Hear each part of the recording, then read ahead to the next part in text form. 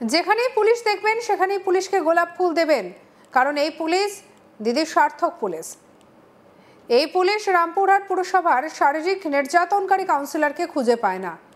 বীরভূমের রামপুরহাট সংবিধান রক্ষা যাত্রা শেষে বক্তব্য রাখতে গিয়ে বীরভূমের রামপুরহাট থানার পুলিশকে এভাবেই নিশানা করলেন কেন্দ্রীয় শিক্ষা দপ্তরের প্রতিমন্ত্রী তথা বিজেপির প্রাক্তন রাজ্য সভাপতি সুকান্ত মজুমদার। প্রসঙ্গত, বীরভূমের রামপুরহাট পুরসভার ৮ নম্বর ওয়ার্ডের কাউন্সিলর প্রিয়নাথ সাউ ওরফে টিঙ্কুর বিরুদ্ধে এক মহিলাকে বিয়ের প্রতিশ্রুতি দিয়ে লালসা মেটানোর অভিযোগ ওঠে। ওই মহিলা একটি সন্তানেরও জন্ম দেন। ওই মহিলার দাবি তার সন্তান প্রিয়নাথ সাউয়ের। গত 29শে অক্টোবর নির্যাতিতার ওই কাউন্সিলরের বিরুদ্ধে রামপুরহাট থানায় লালসার অভিযোগ দায়ের করেন, কিন্তু পুলিশ তাকে এখনো পর্যন্ত গ্রেপ্তার করতে পারেনি। অথচ দল থেকে বহিষ্কৃত ওই কাউন্সিলর মহিলাকে ফের হুমকি দিয়ে যাচ্ছে বলে অভিযোগ। সমাজ মাধ্যম এবং মোবাইল সর্বদা যোগাযোগ রেখে চলেছে, কিন্তু পুলিশ তাকে গ্রেপ্তার করতে পারছে না। এ নিয়ে ওই মহিলা এদিন সুকান্তবাবু শরণাপন্ন হন। সব শুনে সুকান্তবাবু মঞ্চ থেকে বলেন, জেলা পুলিশ সুপার থেকে সমস্ত পুলিশ অফিসারদের দেখলে হাততালি দিয়ে সম্বর্ধনা জানাবেন, হয়তো গোলাপ ফুল দিয়ে সম্বর্ধনা দেবেন। কি বলেছেন সুকান্ত মজুমদার, শুনবো। আমি শুনে অবাক, যেখানে একজন নাকি কাউন্সিলর ৮ নম্বর ওয়ার্ডের কাউন্সিলর, আপনারা ভালো নাম জানেন, হ্যাঁ কি সাউ, তাই তো? সে দিনের পর দিন এক মহিলাকে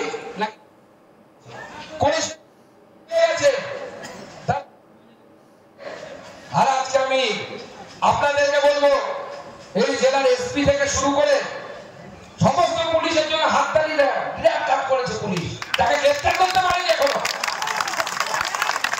হাততালি দিয়ে সম্বর্ধনা দেবেন, যেখানে পুলিশ দেখবেন পুলিশকে গোলাপ ফুল দেখবে। কেন? ওই যে আপনার দিদিমণির সার্থক পুলিশ, যে কাউন্সিলর হয়েছে, মহিলা হয়ে গেছে, তো পুলিশ তাকে খুঁজে পাচ্ছে না, গ্রেফতার। এই নিয়ে আমাদের খালি শান্তনু হাজার রিপোর্ট দেখাবো। কেন্দ্রীয় শিক্ষা প্রতিমন্ত্রী সুকান্ত মজুমদার রামপুরহাটে গৌরবময় যাত্রা ও সংবিধান রক্ষা যাত্রার একটি র্যালিতে অংশগ্রহণ করেছিলেন।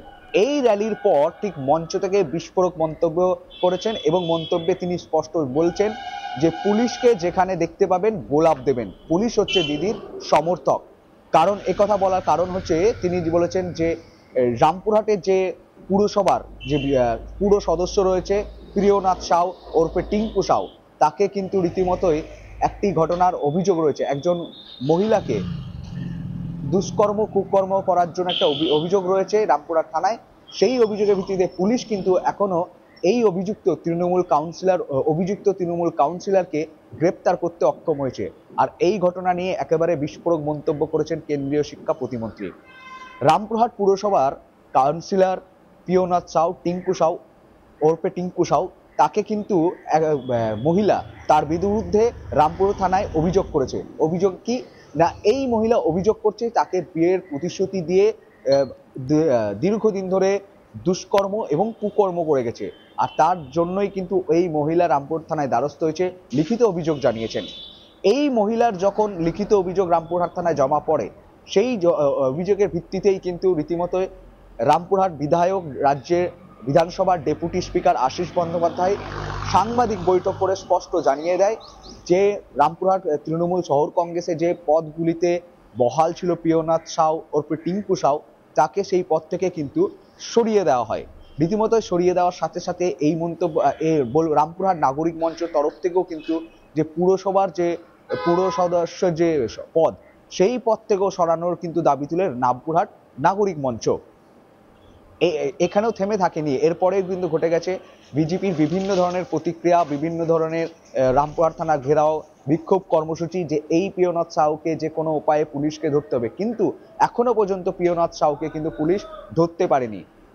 পুলিশ যখন অধরা রেখেছে এই প্রিয়নাথ সাউকে, তখন রীতিমতোই কেন্দ্রীয় শিক্ষা প্রতিমন্ত্রী মঞ্চে উঠে একেবারে এই রামপুরহাট প্রসঙ্গে কিন্তু বিস্ফোরক মন্তব্য করে, এবং তিনি কিন্তু শাসক দলকে কটাক্ষ আক্রমণ যেমন করছেন, তার সাথে সাথে বাংলার পুলিশকেও কিন্তু তীব্র কটাক্ষ আক্রমণ ভর্ৎসনা করেছে। এমনকি তিনি স্পষ্ট বলছেন যে দাঁড়িয়ে পুলিশকে যেখানে দেখতে পাবেন তাদেরকে গোলাপ ফুল দিন, কারণ এরা দুষ্কর্ম কুকর্ম যে তৃণমূল অভিযুক্ত কাউন্সিলর তাকে এরা ধরতে পারে না।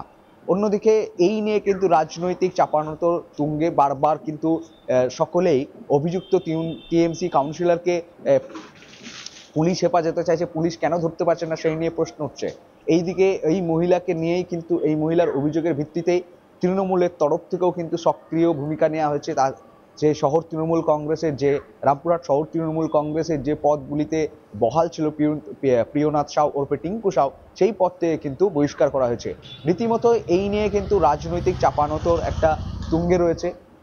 ভারতীয় জনতা পার্টির তরফ থেকেও একাধিক কটাক্ষ আক্রমণ করা হচ্ছে এবং এদের ভারতীয় জনতা পার্টির যে মহিলা মোর্চা রয়েছে তারাও কিন্তু লাগাতার পদযাত্রা বিক্ষোভ মিছিল করেছে এবং বীরভূম জেলা বিজেপির সভাপতি ধ্রুব সাহা তিনি স্পষ্ট জানিয়ে দিচ্ছেন যে পুলিশ একেবারে অপদস্থ হয়ে গেছে, শাসক দলের কৃতদাসে পরিণত হয়েছে বলে তৃণমূল কাউন্সিলরকে কিন্তু খুঁজে পাচ্ছে না।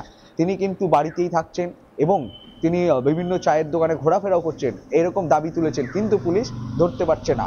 কেন ধরতে পারছে না? এই তৃণমূলকে নিয়ে কিন্তু তিনি বারবার পুলিশকে যে পুলিশের মধ্যে যে একেবারে স্বচ্ছতা নেই তা বলে কিন্তু তারা আক্রমণ কটাক্ষ করছে। অন্যদিকে একই সুরে সুর মিলিয়েছে বাম কংগ্রেস।